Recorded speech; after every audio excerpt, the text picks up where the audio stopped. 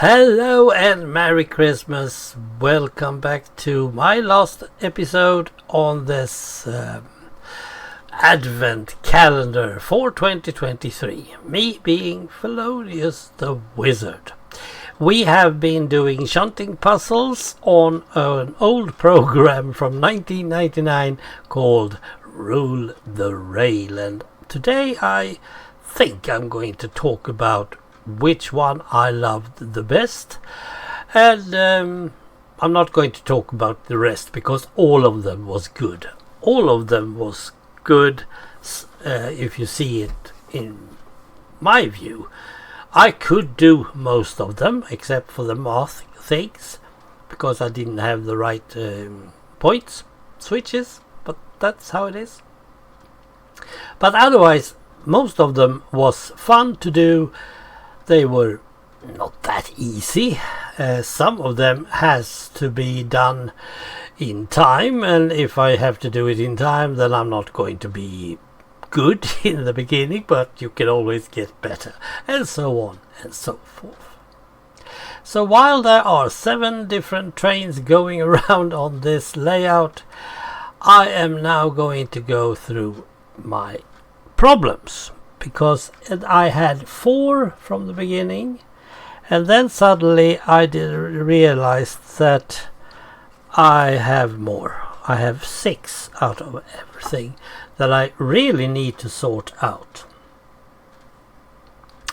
The first one, I think, has to be the time saver. But if you do that on time, you probably have a good time.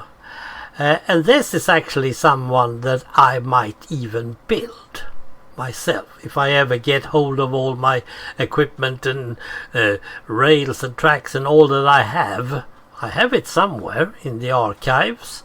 But I don't have the spade to dig it up. But this one might I actually put on equal 3rd place. I will say that equal 3rd place because it's fun, it's different, and it's very straight rules. That is good, actually. That's very good. And equally we have the farthing. Farthing is also with decided rules. Can't go wrong with that. You had to move them. It was a bit easy, of course, but still I liked it. I liked it a lot. So it was a bit tricky. Now this, however, I don't think I would build one myself.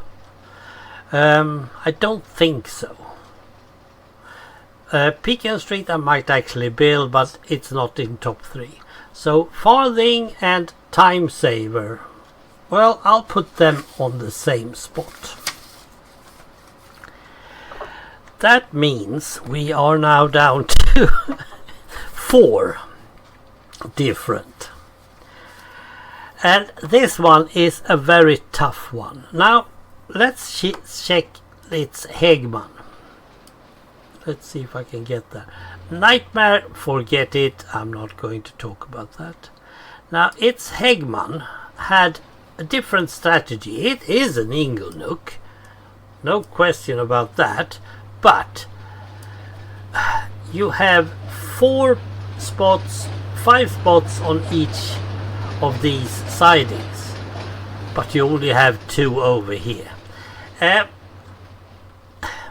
It really doesn't limit as much as a normal Inglenook do, but it's fun and tricky, and well, I did it, and I did it quite quickly.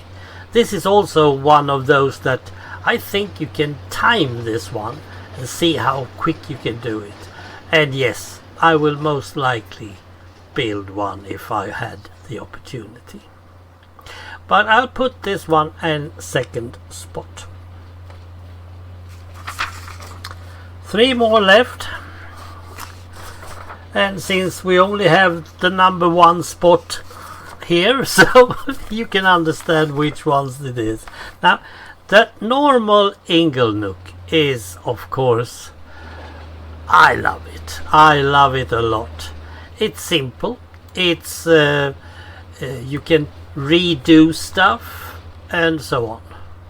Oh dear, here's something missing. I think we need to put something here. Oh dear. Let's take those two. Thank you.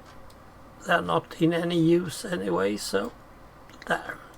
Now this one is simple and it's a bit tricky, which is good enough.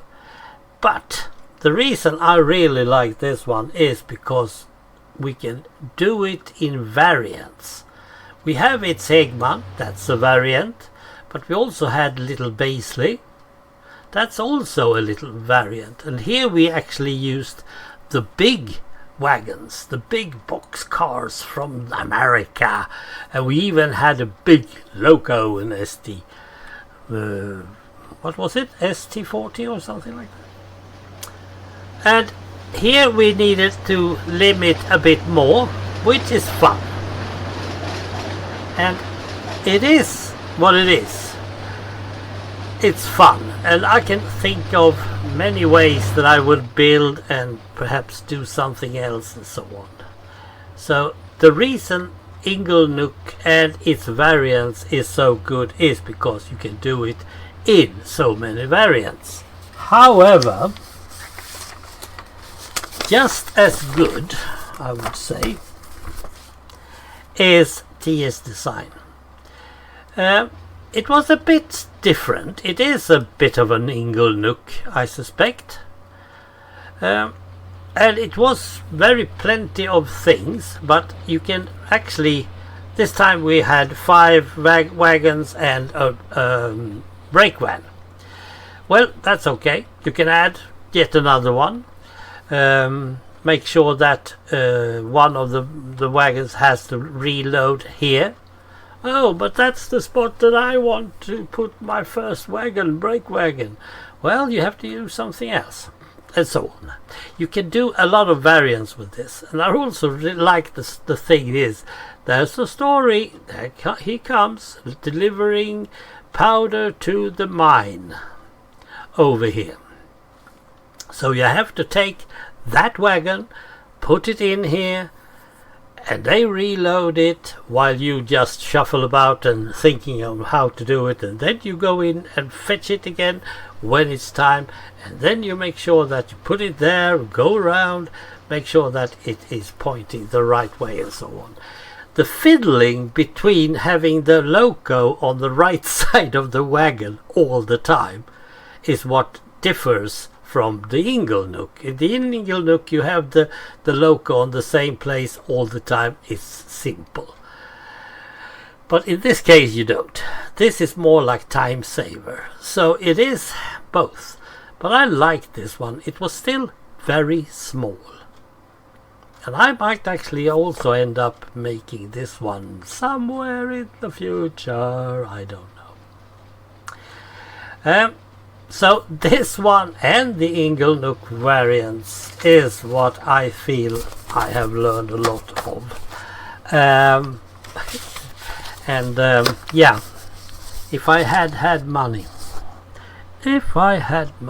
I would have bought myself a set of trains and stuff and make sure that I did one of these, because a space is one of my problems, but a shelf, I can fix a shelf.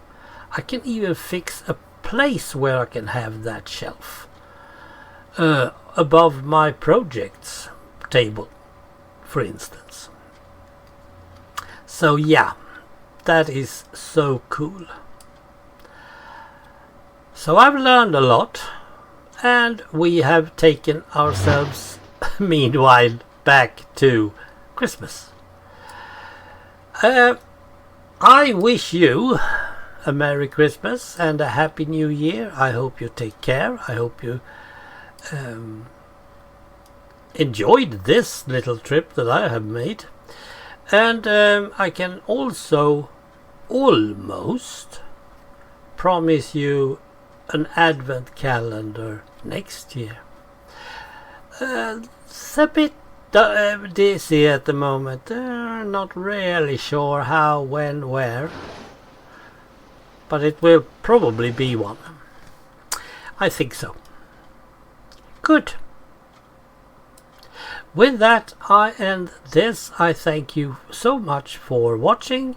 I thank you for the comments, and I thank you for the non-comments, because if you don't comment, then you probably didn't dislike it anyway.